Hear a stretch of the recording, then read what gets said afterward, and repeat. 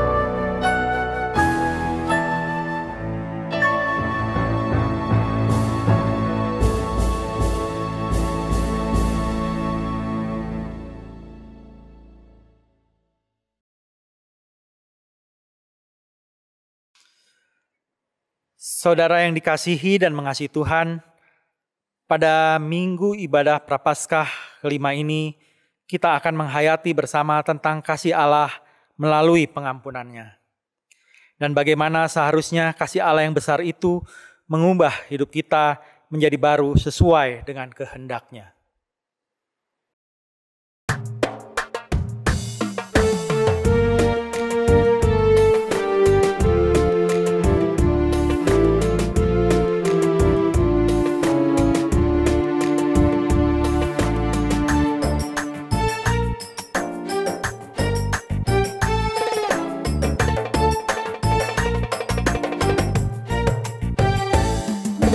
Sudah melakukan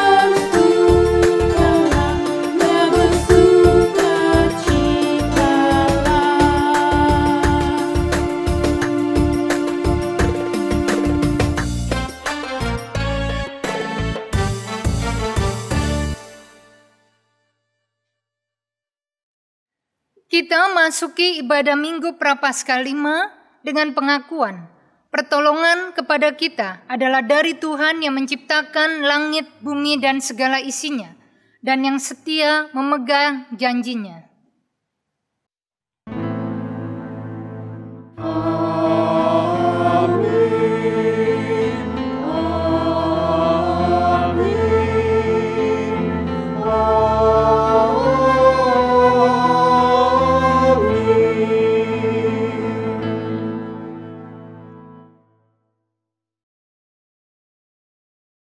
Kasih karunia dan damai sejahtera dari Allah Bapa kita dan dari Tuhan Yesus Kristus menyertai saudara sekalian. Dan beserta saudara juga.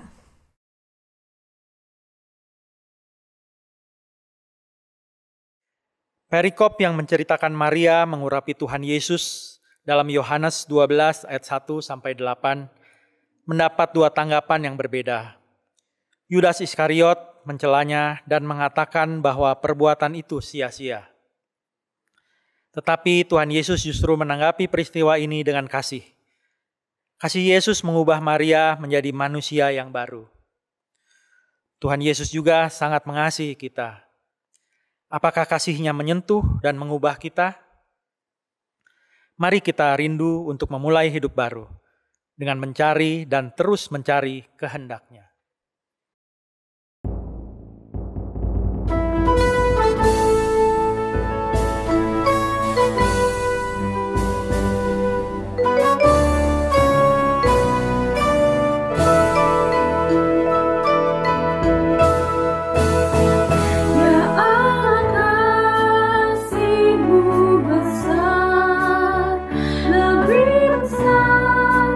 Dari segala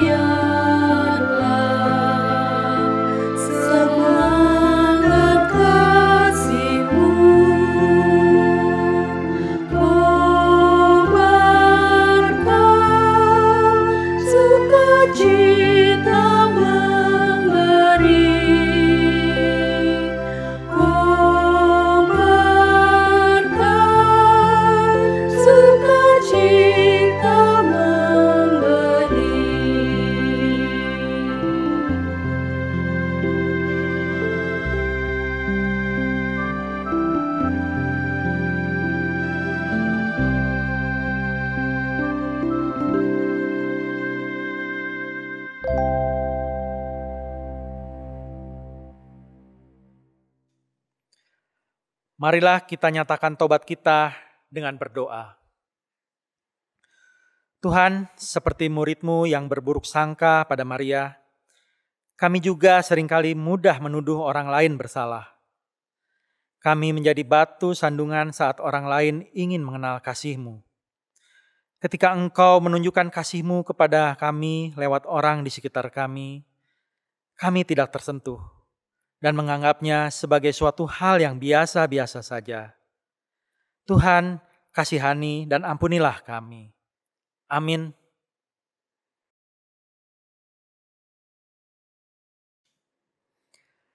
Dengarlah bacaan dari Filipi 3 ayat 7-8. Tetapi apa yang dahulu merupakan keuntungan bagiku, sekarang kuanggap rugi karena Kristus. Malahan segala sesuatu kuanggap rugi, karena pengenalan akan Kristus Yesus Tuhanku lebih mulia daripada semuanya. Oleh karena Dialah aku melepaskan semuanya itu dan menganggapnya sampah, supaya aku memperoleh Kristus.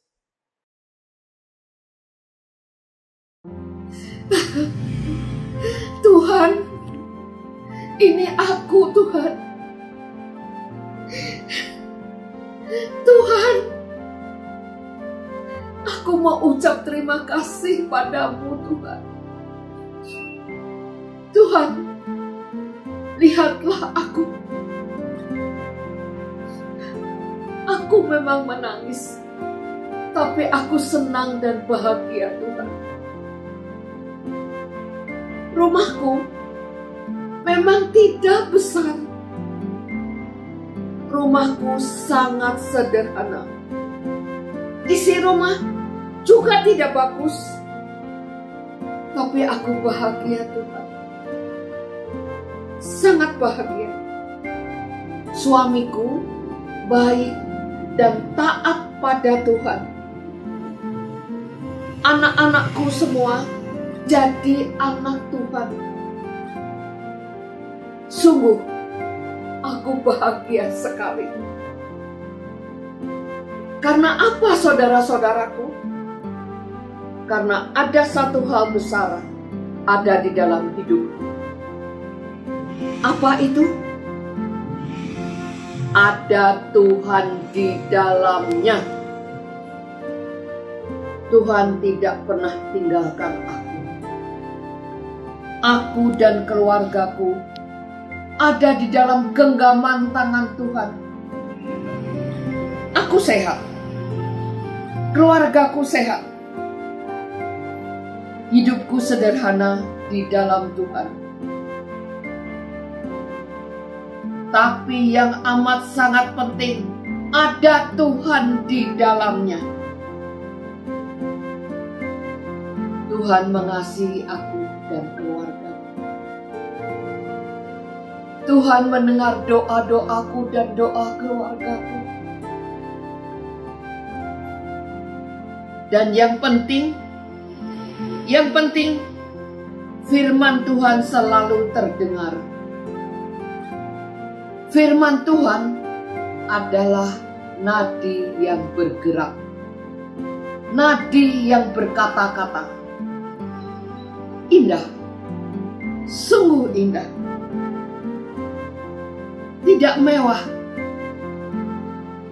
mewah, tapi indah. Semua saling mengasihi. Kesusahan, pertengkaran, pasti ada. Tapi ujungnya indah.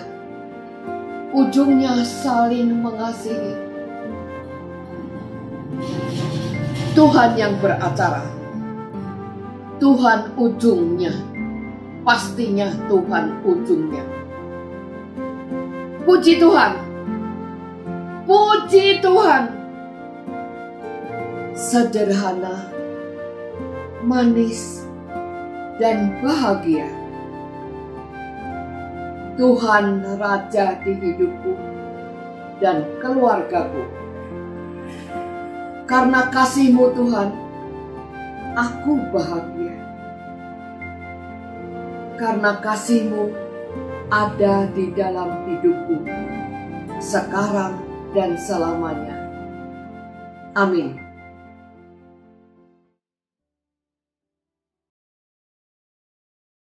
Saudara, mari kita berdoa sebelum kita membaca Yohanes 12 ayat 1-8. Tuhan, terima kasih kami semua boleh tiba di Minggu Prapaskah yang kelima ini. Terima kasih Engkau selalu bersama-sama dengan kami. Engkau selalu mengasihi kami, apapun yang kami lakukan di dalam kehidupan kami ini. Itu sebab ya Tuhan, kami mau terus menyelami kasih Tuhan. Biarlah melalui apa yang kami baca dan kami dengarkan melalui pemberitaan firman pada saat ini, kami sungguh-sungguh boleh menyadari betapa luar biasanya Tuhan dan betapa beruntungnya kami memiliki Tuhan dalam hidup ini. Kami mau terus hidup bersama Tuhan. Biarlah firman Tuhan menjadi penolong dan pengingat kami untuk kami menjalani kehidupan di dunia ini selaku murid-murid Tuhan yang taat dan setia. Kami serahkan karena itu pemberitaan firman dan pembacaan firman Tuhan oleh hamba-Mu ini, hanya di dalam dan demi nama Tuhan Yesus. Amin. Yohanes 12 ayat 1-8 dengan judul Yesus diurapi di Betania. 6 hari sebelum Paskah, Yesus datang ke Betania, tempat tinggal Lazarus yang dibangkitkan Yesus dari antara orang mati. Di situ diadakan perjamuan untuk dia, dan Marta melayani, sedang salah seorang yang turut makan dengan Yesus adalah Lazarus. Maka Maria mengambil setengah kati minyak narwastu murni yang mahal harganya, lalu meminyaki kaki Yesus dan menyekanya dengan rambutnya, dan bau minyak semerbak di seluruh rumah itu. Tetapi Yudas Iskariot, seorang dari murid-murid Yesus, yang akan segera menyerahkan dia, berkata, "Mengapa minyak narwastu ini tidak dijual 300 dinar dan uangnya diberikan kepada orang-orang miskin?" Hal itu dikatakannya bukan karena dia memperhatikan nasib orang-orang miskin, melainkan karena ia adalah seorang pencuri. Ia sering mengambil uang yang disimpan dalam kas yang dipegangnya. Maka kata Yesus, "Biarkanlah dia melakukan hal ini, mengingat hari penguburanku, karena orang-orang miskin selalu ada pada kamu, tetapi aku tidak akan selalu ada pada kamu." Demikianlah Injil Tuhan Yesus Kristus. Berbahagialah mereka yang mendengarkan firman Tuhan dan yang memeliharanya. Hosana. Hosana, Hosana, Hosana.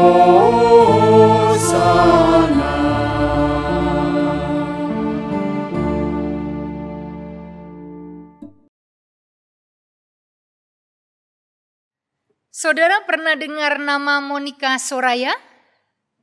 Dia salah satu crazy rich dari Jakarta. Tapi beda dengan orang-orang kaya lainnya.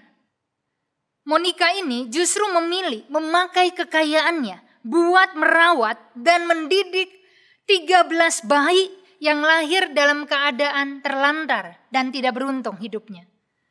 Bahkan dia memperlakukan ke-13 bayi yang tidak beruntung itu seperti anaknya sendiri.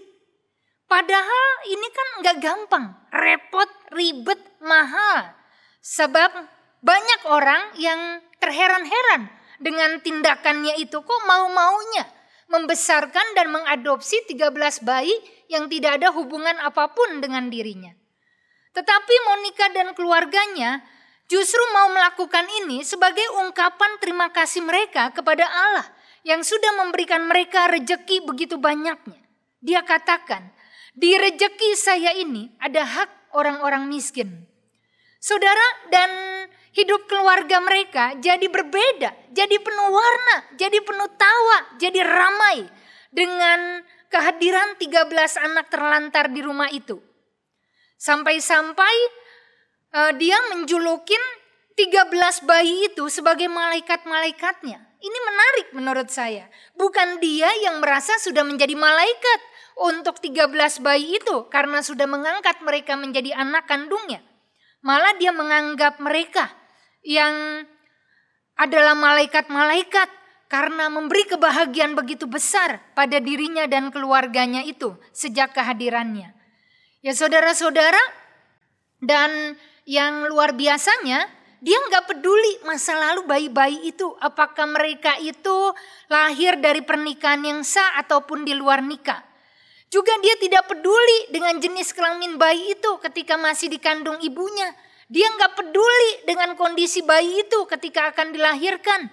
Yang dia pikirkan hanya bagaimana supaya anak-anak itu punya masa depan yang baik seperti anak kandungnya sendiri. Ya saudara, dan bukan cuma melakukan kebaikan dengan mengadopsi 13 bayi terlantar itu. Monica juga banyak melakukan kegiatan sosial di organisasi kemasyarakatan yang dijulukin Bidadari bersama dengan teman-temannya. Jadi dia memberikan kursi roda, dia juga mengadakan gerobak untuk usaha, dia memberikan juga pengobatan gratis, dia memperbaiki rumah-rumah tidak layak, dia menyantuni anak-anak yatim untuk bisa sekolah, dan banyak lagi bantuan lainnya. Nah itu sebab dia sering belusukan dari kampung ke kampung untuk mencari orang-orang yang membutuhkan bantuannya. Bahkan dia masih ada impian besar untuk membuat sebuah panti asuhan. Dan ini dia lakukan karena dia ingat dengan pesan ayahnya. Ayahnya pernah mengatakan di dunia ini ada 2 pilihan. Jadi orang baik atau jadi orang jahat. Dan ayahnya ingin Monica menjadi orang yang baik. Makanya dia selalu berpikir bagaimana agar hidupnya bisa berarti untuk orang lain dengan kebaikan yang dia lakukan itu. Dan dia juga berharap setiap orang mau bergandengan tangan, saling membantu saudara-saudaranya di Indonesia ini supaya bisa mengatasi kemiskinan di negara ini. Apalagi untuk mereka yang punya rejeki dan kemampuan. Dia mengatakan kita nggak bisa tutup mata atas kemiskinan di negeri ini. Tapi kita semua harus saling bantu supaya mereka yang kekurangan itu bisa mendapatkan hal yang baik dalam hidupnya. Ya saudara-saudara, lihat apa yang Monica Soraya ini lakukan. Menurut saya dia dan keluarganya bukan hanya sudah hidup baru dengan kasih berlimpah yang Allah berikan melalui rejeki luar biasa bagi keluarganya. Tapi dia juga banyak menghadirkan hidup baru bagi orang yang dia bantu. Dengan dia memberikan kursi roda untuk yang tidak bisa berjalan. Dia memberikan gerobak usaha untuk yang mau bekerja. Dia berikan juga rumah yang layak untuk ditinggalin. Dia berikan bantuan-bantuan untuk anak yatim dan pengobatan gratis untuk mereka-mereka yang sakit dan tidak mampu berobat. Bahkan dia juga berikan kehidupan baru untuk 13 bayi terlantar yang orang tuanya tidak sanggup untuk membesarkan mereka. Jadi yakinlah, rasa syukur dan kasih itu pasti memampukan kita melakukan banyak hal dan menjalani kehidupan baru yang sangat berbeda dari kehidupan yang sebelumnya sejak kita mengaminkan kasih Allah di dalam kehidupan kita. Ya saudara, hal serupa yang juga telah dirasakan oleh Maria dari Betania. Dia sungguh-sungguh mengalami dan merasakan kasih luar biasa dari Yesus. Sebab selain keluarganya memiliki hubungan yang dekat dan akrab dengan Tuhan, dia pribadi juga sangat berterima kasih atas pembelaan Yesus terhadap celaan Marta kakaknya ketika dia memilih untuk duduk mendengarkan pengajaran Yesus dibandingkan membantu Marta menyiapkan hidangan saat menjamu Tuhan.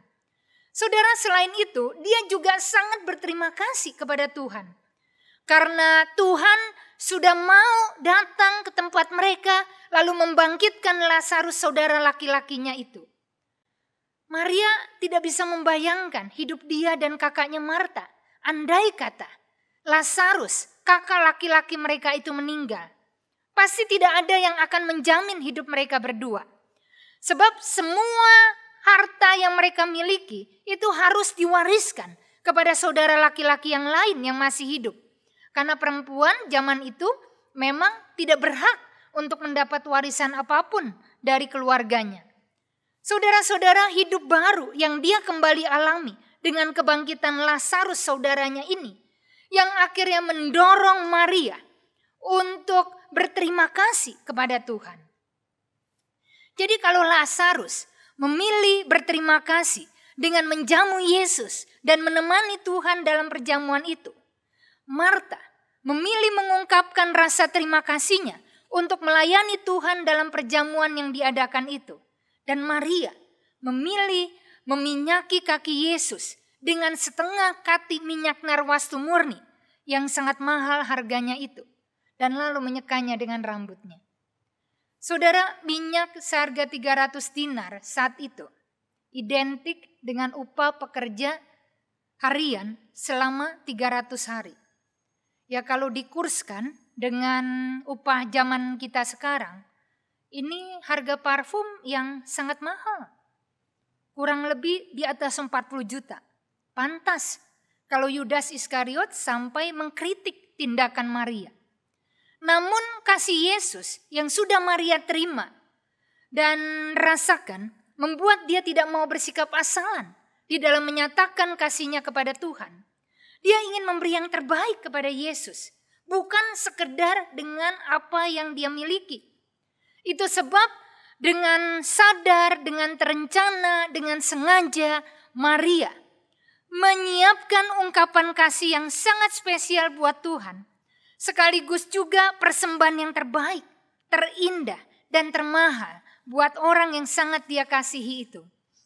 Saudara, sebab selain harga minyak yang selangit itu, Maria juga memilih meminyaki kaki Yesus dengan rambutnya. Ya saudara, kaki menurut tradisi orang Yahudi itu bagian tubuh yang paling hina. Makanya kaki cuman dibersihkan oleh para budak. Sedangkan rambut seorang perempuan, menurut tradisi Yahudi, justru bagian tubuh yang paling mulia, paling berharga, dan paling penting. Tindakan Maria ini jelas sangat tidak lazim, karena biasanya orang diurapin kepalanya, yang lalu akan dipakai sebuah kain untuk menyekanya. Tapi Maria memilih menyeka kaki Yesus dan membersihkannya dengan rambutnya. Apa arti tindakan Maria ini? Tidak lain tidak bukan adalah penyerahan diri total dari Maria kepada Yesus. Tindakan Maria kepada Yesus itu adalah ungkapan kalau dia bukan saja rela menyerahkan yang paling mahal buat Tuhan, tapi dia juga bersedia menyerahkan kehormatannya dan harga dirinya untuk Tuhan. Ya saudara, gak heran bau minyak jadi semerbak di seluruh rumah itu. Ketika Maria dengan tulus mempersembahkan dirinya, begitu maksimal, begitu total, dan begitu optimal bagi Tuhan. Ya saudara, berbeda dengan Yudas Iskariot yang memandang ungkapan kasih Maria sebagai pemborosan yang sia-sia. Tuhan justru senang dengan ungkapan kasih Maria itu. Sebab dia sadar waktunya di dunia sangat terbatas.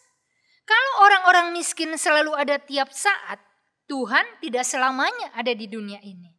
Dan tindakan pengurapan Maria tanpa dia sadari itu untuk mengingatkan hari pemakaman Yesus yang tidak lama lagi.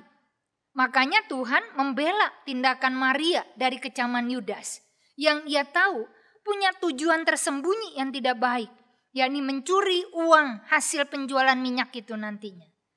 Ya saudara-saudara, baik Yudas Iskariot, Lazarus, Marta, Maria sebetulnya sama-sama menerima dan mendapatkan tindakan kasih Tuhan dengan cara yang berbeda-beda. Dan keempatnya sebenarnya juga mengalami perubahan hidup dengan tindakan kasih yang Yesus berikan kepada mereka itu. Yudas misalnya, itu kan dia tetap saja diterima dan juga dipercaya sebagai murid Yesus, walaupun Yesus tahu apa yang akan dia lakukan kepadanya. Tapi keempatnya memilih mengekspresikan ungkapan kasih kepada Tuhan itu dengan beragam cara. Lazarus menyatakan kasih kepada Tuhan dengan dia menjamu Yesus dan menemani Yesus di dalam perjamuan itu. Marta menyatakan kasihnya kepada Yesus dengan dia memberikan tenaga dan bakatnya untuk melayani Tuhan di dalam perjamuan-perjamuan itu. Maria menyatakan kasihnya kepada Tuhan dengan dia memberikan dirinya secara total, secara maksimal untuk Tuhan melalui pengurapan minyak yang mahal harganya itu. Dan Yudas Iskariot justru membalas ungkapan kasih Yesus kepadanya dengan mencuri uang yang dipercayakan padanya. Dengan dia mengkritik ungkapan kasih orang kepada gurunya. Bahkan dengan dia menjual dan mengkhianati gurunya itu. Bagaimana dengan diri kita? Apa yang mau kita lakukan pada Tuhan yang juga sudah mengasihi kita? Ya saudara, sebab kita pun kalau kita sadari di Minggu Prapaskah ini, kita juga menerima kasih yang luar biasa dari Tuhan. Bayangkan, dia rela mati untuk menggantikan kita, menebus dosa-dosa kita. Dan Tuhan juga sampai rela turun ke dunia, supaya kita bisa naik ke sorga dengan kematiannya itu. Jadi kita bisa hidup baru di kerajaan Allah. Tidak lain karena Yesus sudah mengasihi kita. Makanya gak kebayang hidup seperti apa yang kita alamin kalau Tuhan tidak mengasihi kita, orang-orang berdosa ini. Pasti kita akan ada di tempat siksaan dan ratapan untuk selama-lamanya. Cuman pertanyaannya, apa balasan kita untuk Tuhan yang sudah mengasihi kita dan memberi kehidupan baru buat kita? Ya saudara-saudara yang saya kasih dalam nama Tuhan Yesus, belajar dari nats kita hari ini, hal-hal yang dapat kita para murid Yesus lakukan sebagai balasan atas kasih yang sudah Tuhan berikan kepada kita. Pertama, kita belajar, kita harus mau membalas kasih Tuhan kepada kita secara sadar, secara sengaja, secara khusus dengan kita mempersiapkan pemberian terindah, terbaik dan paling berharga yang kita miliki buat Tuhan. Ya saudara, walaupun Tuhan tidak pernah menuntutnya, tapi Tuhan sangat suka kalau kita merespon secara positif semua ungkapan kasih Dia kepada kita. Itu yang pernah Dia lakukan pada seorang kusta yang kembali kepadanya untuk mengucap syukur setelah disembuhkan olehnya di Lukas 17. Saat itu Yesus bertanya, loh bukannya 10 orang yang disembuhkan, kenapa hanya 1 yang kembali? Di mana yang 9 orang itu? Apakah mereka tidak kembali untuk memuliakan Allah selain daripada orang asing ini? Hal serupa yang terjadi pada Maria. Yesus menerima dan menyambut tindakan kasih Maria kepadanya. Walaupun menurut Yudas tindakan Maria itu pemborosan sia-sia. Dan Tuhan membela Maria dengan mengatakan biarkanlah dia melakukan. Hal ini mengingat hari penguburanku. Karena orang-orang miskin selalu ada padamu. Tapi aku tidak akan selalu ada pada kamu. Saudara, artinya walaupun orang-orang miskin memang bisa dibantu melalui uang hasil penjualan minyak narwastu itu. Tapi Tuhan juga ingin mendapat pernyataan kasih dari Maria. Dia menghargai, dia menyambut urapan kasih Maria yang tidak lain adalah pernyataan diri yang tulus, spontan, dan juga total dari Maria kepada Tuhan. Dia senang dengan persembahan kasih Maria. Karena dia tahu itu Maria berikan sebagai yang terbaik baginya. Nah, kira-kira hal terbaik apa yang sudah kita berikan untuk Tuhan? Saudara, mari catat sisa uang, sisa pikiran, sisa tenaga, sisa perhatian. Itu bukan pemberian yang terbaik untuk Tuhan. Itu sebab jangan merasa puas sudah menyisihkan 10% dari penghasilan kita untuk Tuhan. Kalau 90%-nya itu kita habiskan dengan sesuka hati kita tanpa memikirkan manfaatnya untuk kerajaan Allah. Dan tidak perlu rasa bangga sudah ikut-ikutan dalam kegiatan pelayanan ini dan itu. Kalau yang kita lakukan itu hanya formalitas dan gimmick belaka. Hanya sekedar pencitraan bahwa kita sudah melayani Tuhan dan sudah melakukan yang Dia inginkan. Mereka-mereka yang mampu membalas kasih Tuhan dengan total dan maksimal, itu berarti sudah mengaminkan kasih Yesus padanya dan sudah hidup baru oleh kasih itu. Hal kedua yang kita pelajari dari nats kita, Jangan pernah menghalangin, bahkan menghakimi ungkapan kasih orang lain kepada Tuhan. Walaupun mungkin tidak pas di mata kita. Jangan sampai kita menjadi seperti Yudas Iskariot yang dengan gampang menuduh ungkapan kasih Maria sebagai pemborosan. Karena dia berpikir kalau minyak itu dijual maka ada banyak uang yang bisa disimpan untuk orang-orang miskin.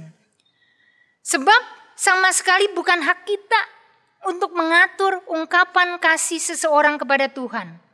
Apalagi kritikan Yudas itu sebenarnya untuk maksud tersembunyi, untuk mengambil uang yang disimpannya itu. Saudara, mari catat, Tuhan menghargai ungkapan kasih setiap orang. Kalau itu diberikan bukan dengan duka dan paksa. Seperti Tuhan menghargai ungkapan kasih Marta yang dinyatakan melalui pelayanan perjamuan itu, atau dia menerima ungkapan kasih Lazarus dengan mengadakan perjamuan itu dan menemani dia makan dalam perjamuan itu, maka Tuhan juga menerima ungkapan kasih Maria kepadanya melalui urapan minyak narwastu yang mahal harganya itu.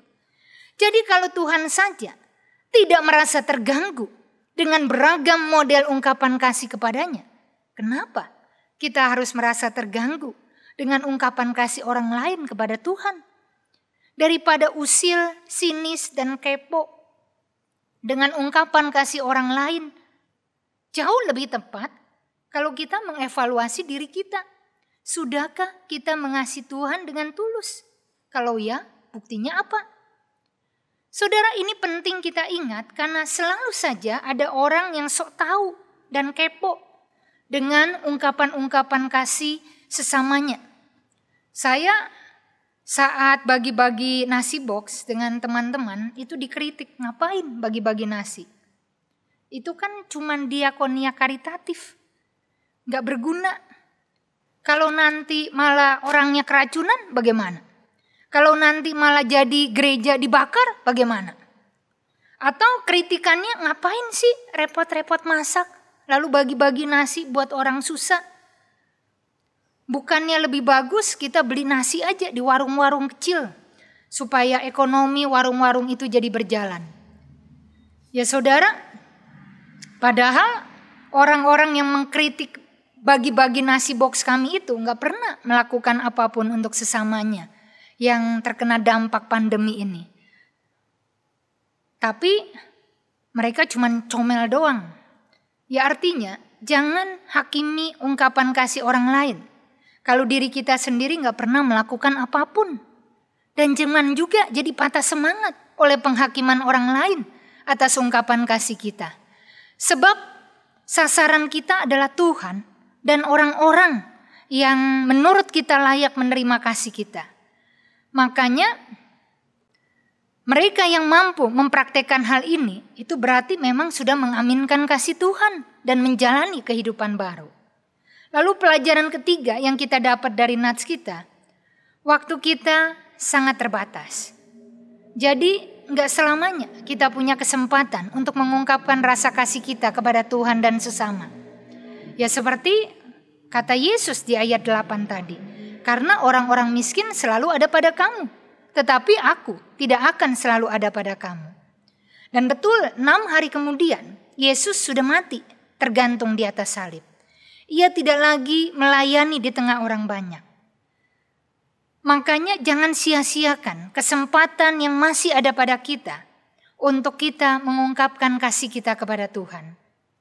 Dan kalau hari ini saudara dan saya masih bernafas, masih sehat, masih juga punya daya ingatan yang bagus, itu adalah kesempatan emas untuk kita menyatakan kasih kita kepada Tuhan dan sesama kita. Sebab tidak selamanya kita punya kemampuan untuk melakukan hal ini. Dan tidak selamanya juga orang-orang yang kita kasihi masih terus bersama-sama kita. Saya juga menyesal ketika kedua orang tua saya meninggal. Dan saya merasa belum total untuk menyatakan kasih saya kepada mereka. Sebab saya selalu tinggal beda kota dengan orang tua saya. Ketika mereka di Lampung, saya di Jakarta. Ketika mereka ke Jakarta, saya ke Tasik dan ke Bandung. Sampai ketika mereka sakit-sakitan, lalu dirawat di rumah sakit, ya saya hanya punya sedikit waktu untuk bisa menemani mereka dan merawat mereka di rumah sakit. Ya jadi kalau masih ada kesempatan, nyatakan kasih kita kepada orang-orang yang kita kasihi, supaya kita enggak sampai menyesal. Anggap ini hari terakhir kita, sehingga tidak ada PR lagi, karena kita sudah memakai setiap waktu, setiap menit, setiap kesempatan yang Tuhan berikan untuk kita menyatakan kasih kita kepada Dia dan kepada orang-orang di sekitar kita. Mereka yang mampu memanfaatkan kesempatan yang ada untuk mengasihi Tuhan dan sesamanya, itu berarti orang yang sudah hidup baru dan yang sadar bahwa Tuhan sungguh-sungguh mengasihi dirinya. Ya saudara-saudara, hari ini Minggu Prapaskah yang kelima. Hidup Tuhan itu pendek, 33 tahun. Tapi walau demikian ingatan orang tentang Dia itu begitu panjang dan abadi. Kenapa? Karena Dia sudah memakai hidupnya untuk mengasihi. Dan Dia banyak memberikan hidup baru untuk orang-orang di sekitarnya. Nah, pertanyaan saya, berapa umur saudara tahun ini? Kira-kira akankah orang mengingat saudara setelah saudara mati? Seperti Maria di Yohanes 12 ayat 1-8 tadi. Orang pasti mengingat kita kalau kita memang menyebarkan minyak semerbak di seluruh rumah melalui tindakan-tindakan penuh kasih yang kita lakukan untuk Tuhan dan sesama. Tapi kalau sebaliknya, kita menyebarkan aroma kebencian, dendam, permusuhan, dan prasangka negatif seperti Yudas Iskariot, pasti yang tercium adalah bau busuk. Nah, kira-kira apa yang mau saudara sebarkan dalam hidup saudara yang terbatas ini? Bau yang semerbak harum atau bau busuk yang tidak diinginkan orang? Amin.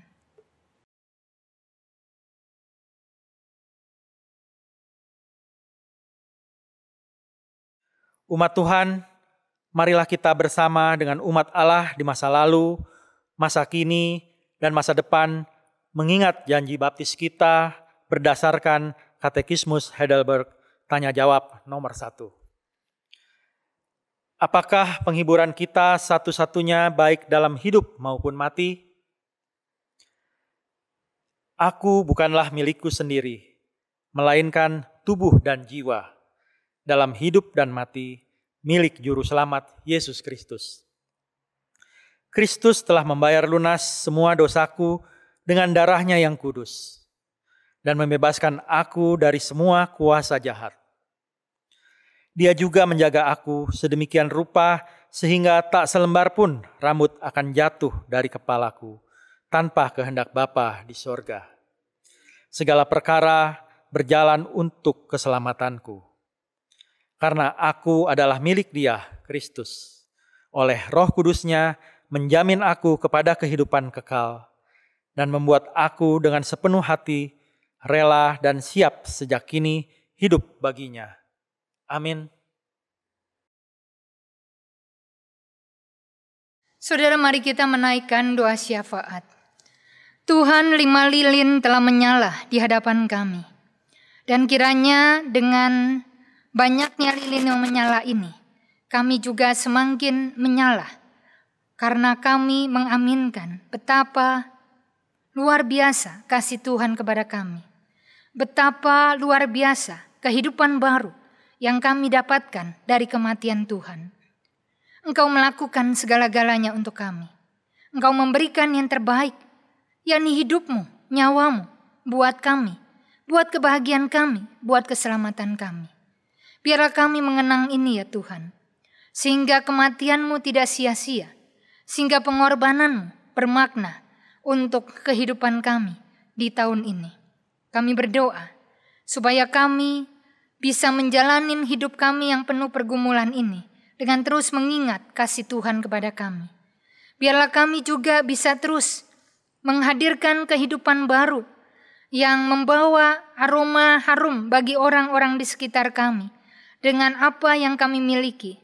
Sehingga hidup kami Siapapun kami, apapun pangkat kami, apapun jabatan kami, apapun juga kedudukan kami, berapapun umur kami, dan juga apapun status sosial kami menyebarkan aroma yang semerbak bagi banyak orang di sekitar kami dengan tindakan-tindakan kasih yang kami lakukan untuk Tuhan melalui sesama kami.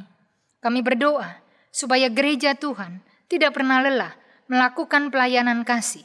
Kami berdoa semoga kami jemaat Tuhan tidak pernah merasa jemu untuk memberikan persembahan kasih kami, karena kami tahu melalui persembahan kami, gerejamu melakukan perintah Tuhan dan melakukan panggilan Tuhan, mengasihi dan menggarami dunia ini. Ya Tuhan, kami juga mau berdoa untuk mereka-mereka yang kehilangan kasih, yang juga merasa tidak dikasihi oleh kekasih-kekasih mereka. Biarlah Tuhan menghadirkan orang yang peduli kepada mereka. Biarlah mereka juga dibantu untuk mengaminkan kasih Tuhan apapun perjalanan hidup mereka, karena Tuhan telah mati untuk mereka. Kami mau berdoa untuk juga bangsa dan negara kami. Di tengah keberagaman, semoga kami saling mengasihi. Di tengah juga keberagaman agama, suku, latar belakang sosial, dan juga pekerjaan ataupun juga keyakinan, kami terus mengasihi dan membangun kehidupan baru di bumi seperti di sorga. Kami mau berdoa ya Tuhan, untuk juga kegiatan-kegiatan vaksin yang masih terus berlangsung di berbagai penjuru dunia, khususnya di negeri kami. Supaya dengan tindakan vaksin ini, maka pandemi bisa diatasi dan dikendalikan. Dan akhirnya kami bisa menjalani hidup yang lebih baik lagi, dengan kesadaran pada diri setiap orang.